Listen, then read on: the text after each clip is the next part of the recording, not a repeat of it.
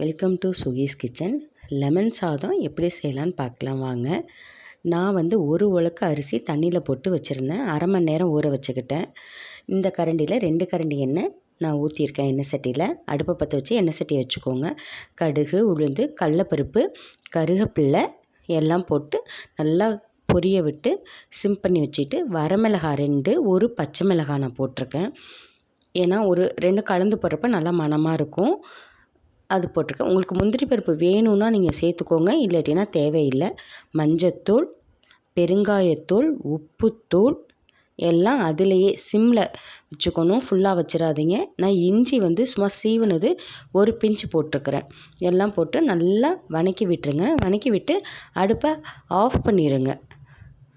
இதில் லைட்டாக அந்த இதிலே கொஞ்சோண்டு தண்ணி ஊற்றி அதையும் அதில் ஊற்றி நல்லா ஆஃப் பண்ணிடுங்க. அது கொதிக்கலாம் வேணாம், அந்த ஹீட்டே போதும் அதுக்கு. அதை அடுப்பை ஆஃப் பண்ணிவிட்டு சாதத்தை வச்சு எடுத்துக்கிட்டு நம்ம அதையும் சேர்த்து கிளறிட வேண்டியது தான்.